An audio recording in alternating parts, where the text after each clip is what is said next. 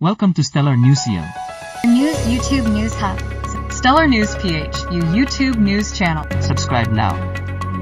Dito sa Stellar Network ay siguradong updated ka sa showbiz news at iba pa. Kaya kung first time mo dito ay mag-subscribe ka na. Look, jay lang busy o sobrang sigurado dapat nanalo Atisa. Ganito ka-impresyonado si Miss Universe Philippines 2023 Michelle D nang magbigay siya ng kanyang opinyon tungkol sa naging performance ng kapwa beauty queen na si Atisa Manalo sa katatapos na Miss Cosmo World 2024. Sa kanyang Instagram broadcast channel, buong tapang at excitement na inilahad ni Michelle ang kanyang damdamin, tila hindi pa rin makapaniwala sa naging resulta ng kompetisyon. Ako lang ba o sobrang sigurado ako na dapat nanalo si Atisa? Hayaan niyo muna ako magtagalog ha kasi ang plakado Ani Michelle, na hindi napigilang magbigay ng kanyang papuri sa kapwa Pinay Beauty Queen. Ipinahayag din ni Michelle kung gaano siya humanga sa kabuuang performance ni Atisa. Dagdag pa niya, the walk, the talk, the bio. Sheesh! Hindi lang daw basta-basta nag-perform si Atisa sa pageant plakado ang bawat galaw, bawat salita, at bawat aspeto ng kanyang pagkatao. Atisa Manalo, na dating Miss International 2018 first runner-up, ay isa sa mga inaasahang kandidata sa Miss Cosmo World 2024. Mula sa kanyang stellar catwalk skills hanggang sa kanyang strong communication, tila nakuha niya ang atensyon ng lahat, kasama na ang mga pageant experts at fans.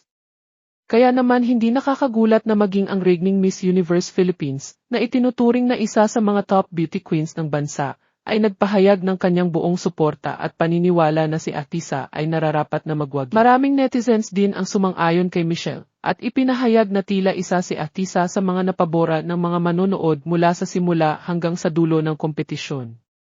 Naging trending pa nga ang mga hashtags na #JusticeForAtisa at #AtisaManalo sa iba't ibang social media platforms, dahil maraming fans ang nagtatanong kung bakit hindi siya nakapasok sa top 5 ng pageant.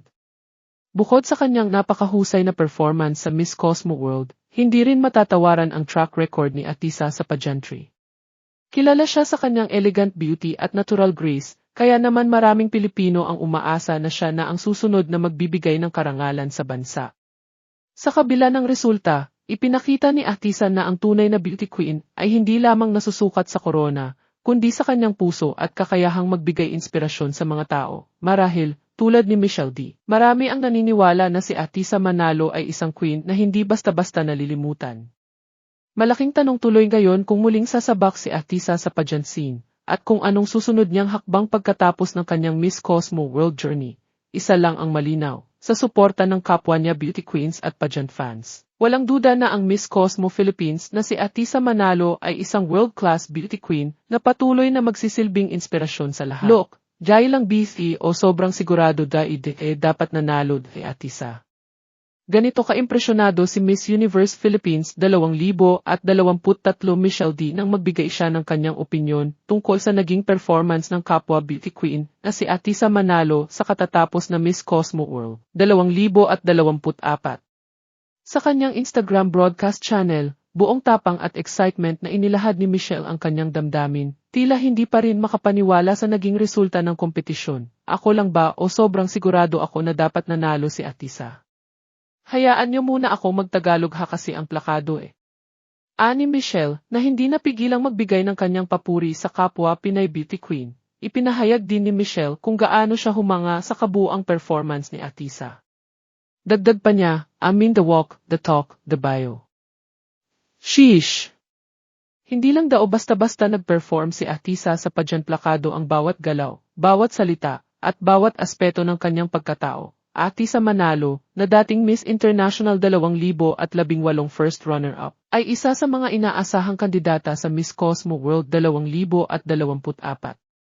Mula sa kanyang stellar catwalk skills hanggang sa kanyang strong communication, tila nakuha niya ang atensyon ng lahat, kasama na ang mga pageant experts at fans.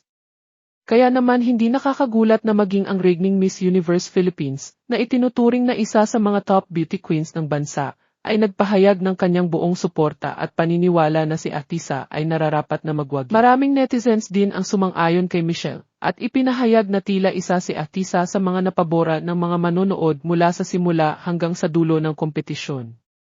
Naging trending pa nga ang mga hashtags na #JusticeForAtisa at #AtisaManalo sa iba't ibang social media platforms dahil maraming fans ang nagtatanong kung bakit hindi siya nakapasok sa top 5 ng pageant.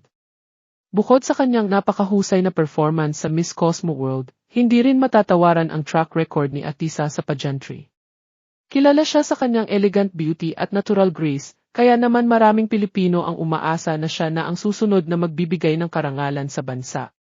Sa kabila ng resulta, ipinakita ni Atisa na ang tunay na beauty queen ay hindi lamang nasusukat sa corona, kundi sa kanyang puso at kakayahang magbigay inspirasyon sa mga tao. Marahil, tulad ni Michelle D. Marami ang naniniwala na si Atisa Manalo ay isang queen na hindi basta-basta nalilimutan.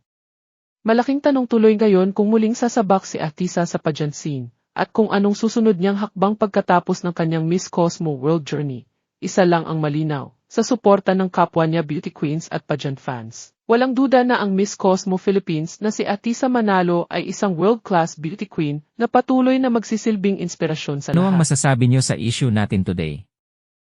This has been Angelo, hanggang sa susunod na balita,